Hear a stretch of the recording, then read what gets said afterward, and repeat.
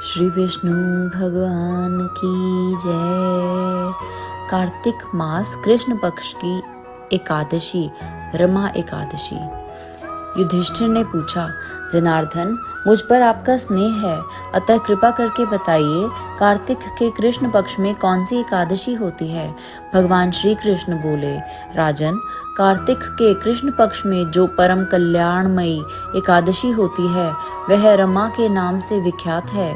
रमा परम उत्तम है और बड़े बड़े पापों को हरने वाली है। पूर्व काल में मुचुकुंद नाम से विख्यात एक राजा हो चुके हैं, जो भगवान श्री विष्णु के भक्त और सत्य प्रतिज्ञ थे। निष्कंटक राज्य का शासन करते हुए उस राजा के यहाँ नदियों में श्रेष्ठ चंद्रभागा कन्या के रूप में उत्पन्न हुई। राजा ने चंद्रसेन कुमार शोभन के साथ उसका विवाह कर दिया। एक समय की बात है, शोभन अपने ससुर के घर आए। उनके यहाँ दशमी का दिन आने पर समूचे नगर में ढिंढोरा पिटवाया जाता था कि एकादशी के दिन कोई भी भोजन न करे, कोई भी भोजन न करे। यह डंके की घोषणा सुनकर शोभन ने अपनी प्यारी पत्नी चंद्रभागा से कहा, प्रिय, अब मुझे इस समय क्या करना चाहिए, इसकी शिक्षा दो। चंद्रभागा बोली, प्रभो, मेरे पिता के घर तो एकादशी को कोई भी भोजन नहीं कर सकता। हाथी, घोड़े, हाथियों के बच्चे तथा अन्य पुरुष पशु भी अन्न, घास, जल तक का आहार नहीं करते पाते। फिर मनुष्य एकादशी के दिन कैसे भोजन कर सकते हैं। प्राणनाथ, यदि आप भोजन करेंगे तो आपकी बड़ी निंदा होगी। इस प्रकार मन में विचार करके अपने चित्त को दृढ़ कीजिए। शोभन ने कहा, प्रिय, तुम्हारा कहना सत्य है, मैं भी आज उपवास करूंगा।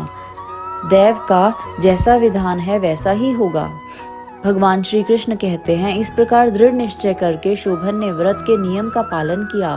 क्षुधा से उनके शरीर में पीड़ा होने लगी, अतः वे बहुत दुखी हुए।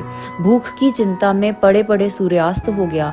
रात्रि आई तो हरि पूजा परायण तथा जागरण में आसक्त वैष्णव मनुष्यों का हर्ष बढ़ाने वाली थी, परंतु वही रात्रि शोभन के लिए अत्यंत दुखदायिनी हुई।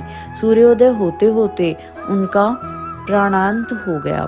राजा मुचुकुंद ने राजोचित काष्ठों से शोभन का दाह संस्कार कराया।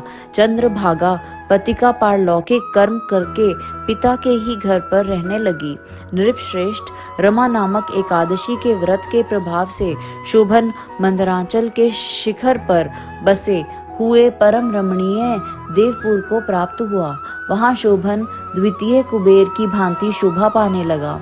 राजा मुचुकुंद के नगर में सोम शर्मा नाम से विख्यात एक ब्राह्मण रहते थे। वे तीर्थ यात्रा के प्रसंग में घूमते हुए कभी मंदराचल पर्वत पर गए। वहां उन्हें शोभन दिखाई दिए। राजा के दामाद को पहचानकर वे उनके समीप गए। शोभन भी उस समय द्विजश्रेष्ठ सोम शर्मा को आया जान शीघ्र ही आसन से उठकर खड़े हो गए और उन्हें प्रणाम किया। फिर क्रमशः अपने श्वशुर राजा मुचुकुंद का, प्रिय पत्नी चंद्रभागा का तथा समस्त नगर का कुशल समाचार पूछा।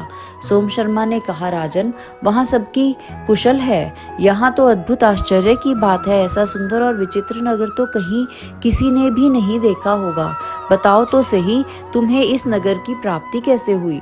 शोभन बोले, द्विजेंद्र, कार्तिक के कृष्ण पक्ष में जो रमा नाम की एकादशी होती है, उसी का व्रत करने से मुझे ऐसे नगर की प्राप्ति हुई है। ब्राह्मण, मैंने श्रद्धाहीन होकर इस उत्तम व्रत का अनुष्ठान किया था, इसलिए मैं ऐसा मानता हूँ कि यह नगर सदा स्थिर रहने वाला नहीं है।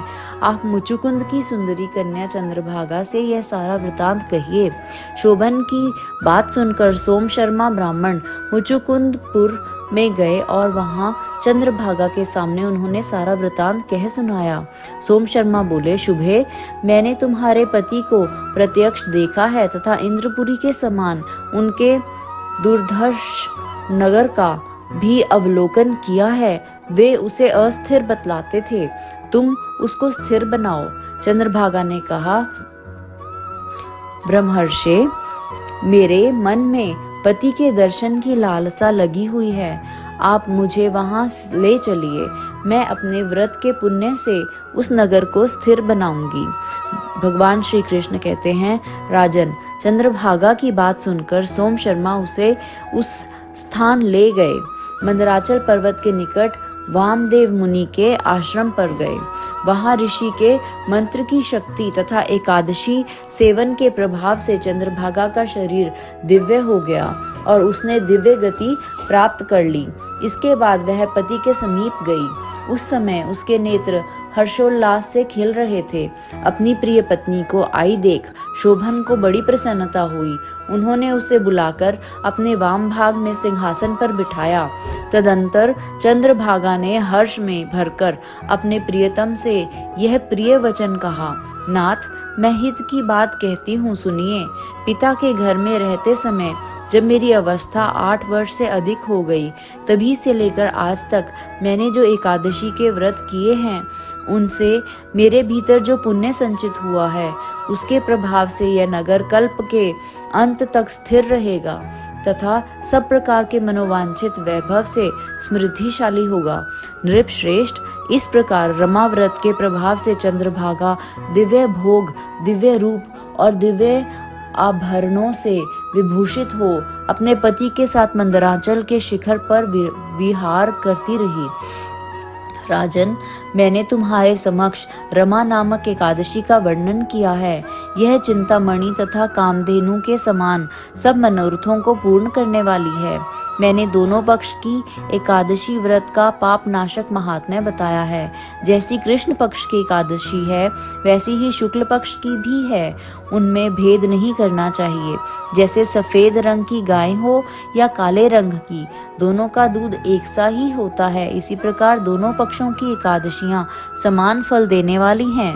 जो मनुष्य एकादशी व्रतों का महात्म्य सुनता है, वह सब पापों से मुक्त हो श्री विष्णु लोक में प्रतिष्ठित होता है।